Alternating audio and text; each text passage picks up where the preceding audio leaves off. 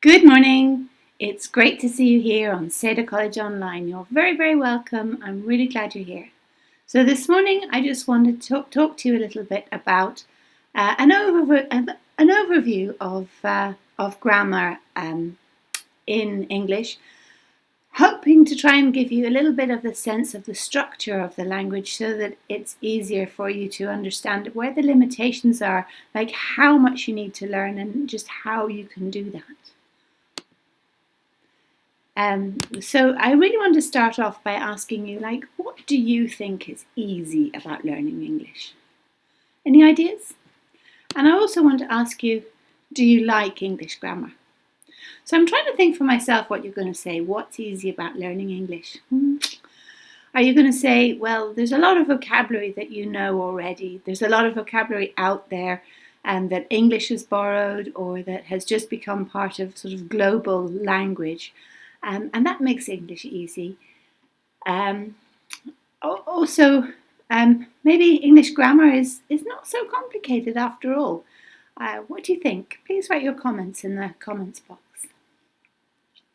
So I'm thinking about what would I say is easy about learning English? Well, I would say that there are no grammatical genders, so that makes life easy for you. You know, like in other European languages, you have to learn genders for every object. Whereas in English, it's he if it's a human, masculine, she if it's a human, feminine, and it works for everything else. And isn't that easy? We just don't understand why everything that's inanimate has to have a gender. In terms of noun declension, English is easy. So in the structure of a sentence, if your noun, like the book, is in the nominative position or the accusative position, it still stays the same. The nouns don't change depending on where they are in the sentence and what's happening to them. So that's easy, isn't it? There's virtually no conjugations, which is a huge plus, I would say, against other languages. All you have to do is remember that the third person has an S. And then you have to remember to put an ed on a past tense verb or an ing on a gerund. So you don't have to learn a different form for every he, she, we, you, they, it, for example. And of course there are irregular verbs, but the majority of the time you have this system, which is really, really easy without having to learn about verb conjugations. Another thing is easy is that adjectives don't change according to gender. So in English, if you say he's intelligent or she's intelligent, the word intelligent doesn't change. It doesn't have to change to be masculine or feminine or plural. So that sort of simplifies life as well, doesn't it? So let's talk about tenses. Are they easy? That's the question. So my first question for everybody today is, how many tenses are there in the English language? Do you know? And also, is there an overriding logic to our verb structures? And if there is, what is the structure? So, how many verb tenses are there in the English language? There are only 2. Is that what you said? I hope so. And what are these 2? Well, they're present tense, very good, and past tense, very good. And that's it. So I guess you're going to say to me, but what about future? And I'll say, yeah, of course we talk about the future, but there's no future tense in English. And what I mean by there's no future tense is that there's no conjugation. There isn't another verb form that is a future verb form. Like we have go and we have went, but we don't have a future form of the verb to go because there are no future tenses in English. So in order to describe the future, we just use markers. We don't conjugate. We use present tense, and then we use markers. So we use modals as well, like for example, I will call you tomorrow. So tomorrow shows that it's future and tells you when in the future it is. And I will call you, will is a modal, indicates in the future. So basically, I call you is a present tense structure, and then I will call you tomorrow makes this a sentence talking about the future, but it's not a future tense. I start work at 3 p.m. or I start work at 3 a.m. maybe. The time, 3 a.m. or 3 p.m. is a marker of the future. So that tells you when you start work. And I start work, obviously, is present simple. Or I'm going to travel by train. I'm going to is a system that we use to indicate future. And then I travel by train is again, obviously, a present simple. So let's go back to this. There are only two tenses in English, the present tense and the past tense. So then, why did everyone give me an answer when I said how many tenses were there? Why is it so complicated, and why do people not know the answer to that question?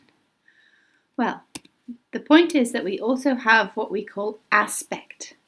And there are two different aspects in English. Do you know this word aspect? Do you know what the two aspects are that we have?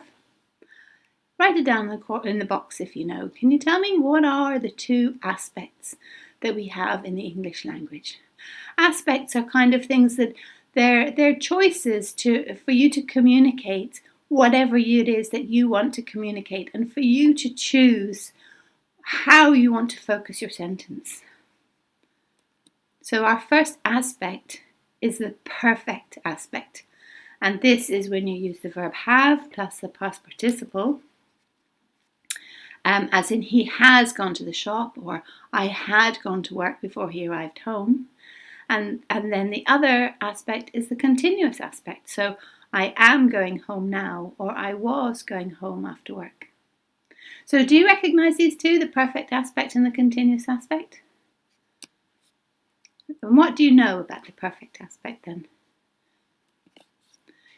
Do you know that it avoids giving information about exact time? We use the perfect when time is not the focus of the sentence. The focus of the sentence is experience, or that the time is not finished, unfinished time as well.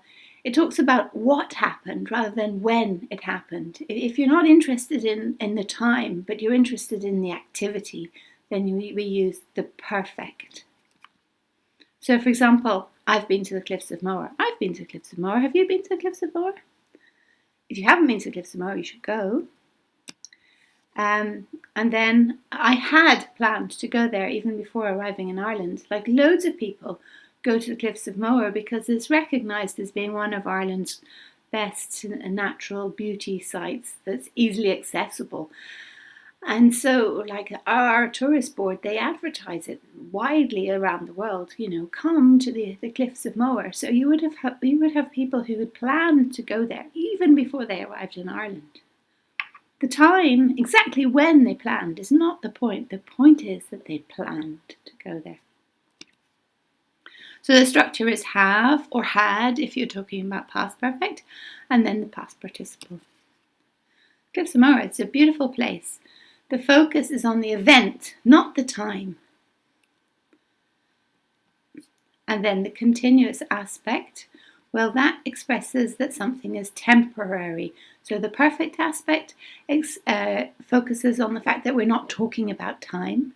And the continuous aspect talks about the fact that we're talking about something that has a beginning and an end and is a temporary action. So, for example, if you look at this sentence, you say, I live in Ireland, or I'm living in Ireland. What's the difference? What's the difference in meaning? What is the difference in the person who chose to speak like that? What are they saying if they choose a present simple or a present continuous? Well, what they really want to say is that if you say I live in Ireland, that means it's your home. It means it's a long-term part of your life. It defines who you are. It's a fact. Whereas if you say I'm living in Ireland, then you're communicating that you are just in Ireland on a short-term basis. So you're saying it's not your home, but that's what you're doing right now. So look at these people. Who are they? This is the bottom of Grafton Street. Do you think they're locals? Do they live in Ireland? Do they live in Dublin? Or do you think they're blow-ins, as we call them, that have just arrived, that are here for a short time to experience the city and have a bit of fun? Well, that guy with a double bass, it'd be fairly hard to carry a double bass around with you. So, maybe he lives here. Maybe he's a permanent resident. And then also, we use present continuous when we're talking about actions at the time. So obviously, like, he's playing his double bass. The other guy is playing the violin and singing at the same time, it looks like. That woman is talking on her phone. These are all actions that are temporary and are going to finish. And then where you can see the mortgage shop is closed. So that's not just for a few minutes. That's like the way that it is. So let's talk about tenses. Now, is there an overriding logic to our verb structure? That was my other question for you. Do you understand how English past tense, the present tense and past tense verbs work? There is a structure, and so to understand the structure, I just want to ask you, like, how many verb forms do you think there are in the English language? So we've established that there are 2 verb tenses. But how many verb forms are there in the English language? And the answer is 8. And that's it. All you need to learn is the 8 different active verb form structures, and you're done. There's no more. So what are these active verb form structures? By active, I mean not passive verbs. So you're not talking about when things are done to you, but when you're talking about what you do. Then the passive ones, you just they go again, but you have 8 of them again. So how many verb forms are there in the English language in the active? 8. What are they? So you have present simple and past simple, present perfect and past perfect, present continuous and past continuous, present perfect continuous and past perfect continuous. And that's it. There are no more. So once you know that, you know everything there is to know about active verbs in English. Obviously, it's quite difficult to know which one to choose at every moment and to remember when you're speaking actually which one is the right one to use. But there are no more to learn. That's all there is. So the logical structure is that the simple forms talk about general facts and long-term states of being. The perfect forms talk about the what and not the when. So it's when something is the past perfect is earlier time and the present perfect is unfinished time. But both of them are flexible time periods that are not specifically named. Like when you're using the present perfect and the past perfect, you're not naming the times. You're just saying, oh, before or now. And you're talking about your experience. You're talking about what happened rather than specifically grounding it in time. Then the continuous is also focused on time, but it's focused on a temporary time. So something that's going to change or something that happened in a parallel time. So in present tense, we use it to say, like, I'm living in Dublin temporarily, or I'm wearing a green hoodie today. And past tense, we use it generally when we're setting up a story. So like, I was talking to you when I suddenly received a phone call. So you have 2 times that are going on at the same parallel. And so that's how you fit the 2 time periods together. And the continuous, the perfect continuous, is when you want to talk about the when in a temporary time as well. So like, I have been living in Dublin, that's continuing, it's temporary, and it's into a period that is up till now. Or I had been living in Dublin is also a temporary continuing period in an earlier time. So that's it. That's all you really need to know. And that's the structure and that's the logic. So there is a structure, there is a logic. And I really hope that this has helped you to just not despair, not to think that you're just going to be thrown with another verb form and another verb form, because in fact, that's all we have. Those are our active ones. You can make them passive as well, but there are no others. So I've got some questions for you now, and my idea is that you should take a moment to reflect on the answers to these questions and to look at the structure of the questions so you can see how we use these sentences, these verb forms. So where do you come from? That's a present simple, and it just is talking about, a fact, something that doesn't change. And where are you living now? So that's a present continuous.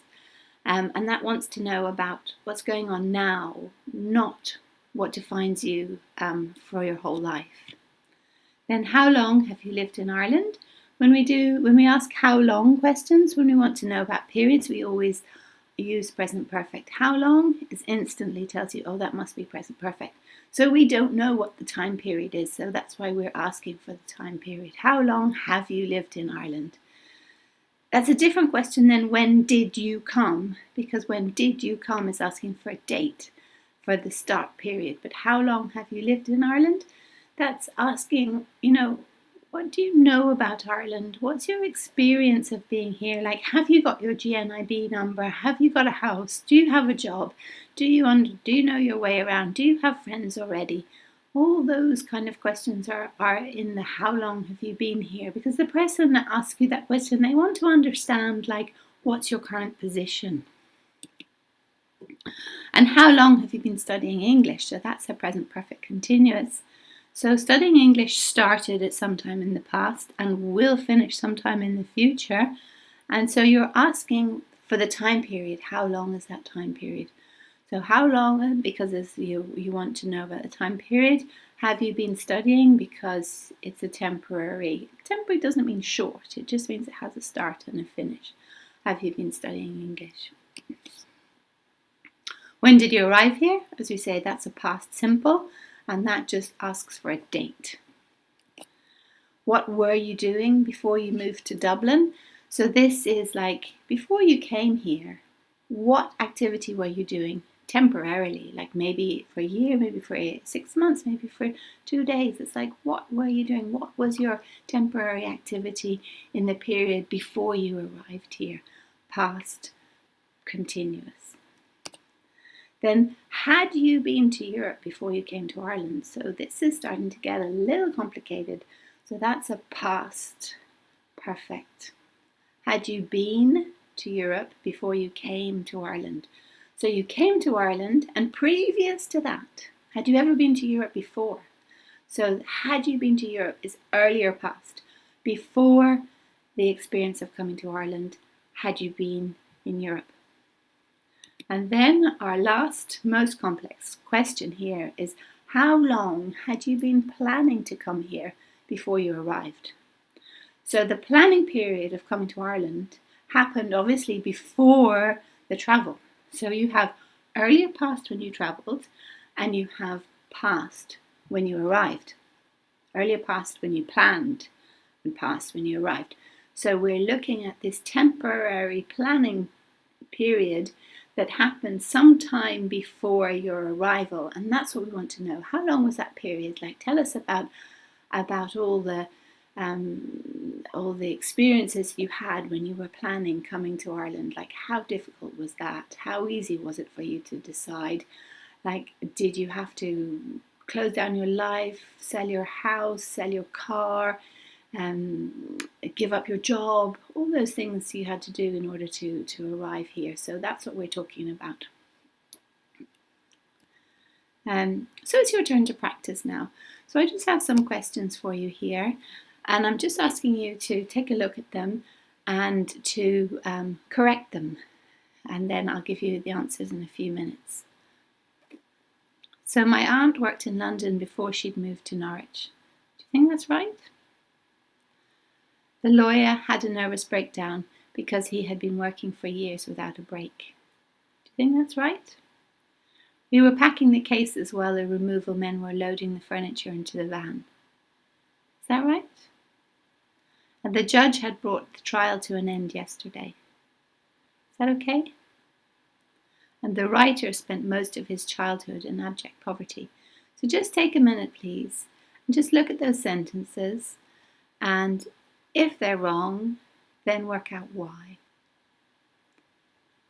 And you can pause this if you need to, but if you can do it right now, that'd be great. If you have any questions, please put them in the comment box. Okay, are you ready? So we're gonna check them now. So I'm going to give you 3, and then I'm going to give you 2 more. My aunt worked in London before she had moved to Norwich. That's not right, because which happened first? Did she work in London first and then move to Norwich, or did she work in Norwich first and then move to London?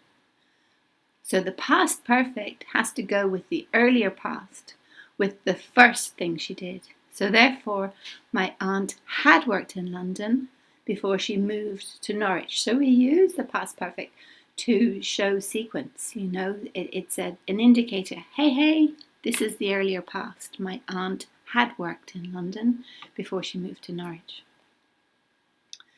The second one, the lawyer had a nervous breakdown because he'd been working for years without a break. Exactly. So he had been working for years without a break is the earlier past. It was a continuous action. He worked and worked and worked and never took a break, and then bam, he had a nervous breakdown. So the working without a break happened first, and the nervous breakdown happened second. So hey guys, don't work too hard. Number 3. We were packing the cases while the removal men were loading the furniture into the van. That's right, because you have 2 simultaneous actions. So we were packing, we were putting all our things together into the van, and at the same time the removal men were carrying them outside. So you have 2 temporary actions that are happening at the same time. So I hope that the answers to those are okay. If you need, if you've got any questions, please put them in the question box. Now, next one. The next 2, number 4 and 5. The judge had brought the trial to an end yesterday. No, the judge brought the trial to an end yesterday, because yesterday is the past time period. So you only use past perfect, as in had brought, if you have 2 time periods. Yesterday, something happened. What happened? Past simple. The judge brought the trial to an end. And then the writer spent most of his childhood in abject poverty. Correct. That's also just a past simple. So I hope you did those sentences well. I've just got a couple more for you. Well, I've got 5 more for you actually. Are you ready? Here's some more. So again, if they're wrong, please correct them. He was delighted with his purchase. He had been saving up to buy a motorbike for months. The Norwegians planted their flag at the summit just before the British team were arriving. A police car was almost knocking me over as I had crossed the road. When did you leave school and go to college? And who are they? Oh, a group of students who'd arrived in Dublin a week ago. So are these sentences correct or not? We're looking for errors in grammar. So we're talking about past. Well, these are all past tense sentences in perfect, in continuous, or in perfect continuous. Past perfect continuous. Let's check. So here's the first 3. So he was delighted with his purchase. He'd been saving up to buy a motorbike for months. Perfect, yes. So he was delighted. Why was he happy? Because previous to that, for a temporary period of months, he had been saving. So we have the saving period, saving time frame, followed by the purchasing time frame. So that's correct. Number 7, the Norwegians planted their flag at the summit just before the British team were arriving. No, this is not right, because you kind of have to say like which activity took longer, planting your flag or arriving. So in this case, you're sort of setting the scene. So the Norwegians were planting the flag. Dun, dun, dun, dun, dun, dun. It took a while to plant the flag. And then, bam, suddenly the British team arrived. So the Norwegians were planting the flag. That's the sort of the background information at the summit just before the British team arrived. So you have the feeling that the British team were like super disappointed because they didn't get there first, that they almost got there, but the Norwegians beat them. And then a police car was almost knocking me over as I'd crossed the road. No, that doesn't work at all. So a police car almost knocked me over, because knocking you over happens very quickly. You can't be knocking someone over because it's either you're standing up, you're walking fine, or you've been knocked over. So almost knocked me over as I crossed the road, or actually you could put a continuous there as well. A police car almost knocked me over as I was crossing the road, because crossing the road took longer. So sometimes it's a kind of a choice. You can put two past tenses together, or you can have a past tense and a past continuous. So here's two more for you, and then we're finished, guys. So, when did you leave school and go to college?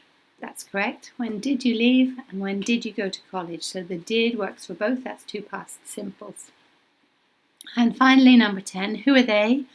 Oh, a group of students who no, because they have arrived. As in they're there now. And because you have a week ago, we know exactly the time they arrived, so it's time specific. And because it's time specific, it then has to be just a past simple. So who are they? Oh, a group of students who arrived in Dublin a week ago. So I hope, guys, that this was useful to you. Thank you very much for your attention, and please tune in again tomorrow. I'm looking forward to talking to you again. Thanks a lot. Bye. Oh, and don't forget, please leave your comments and any questions that you have.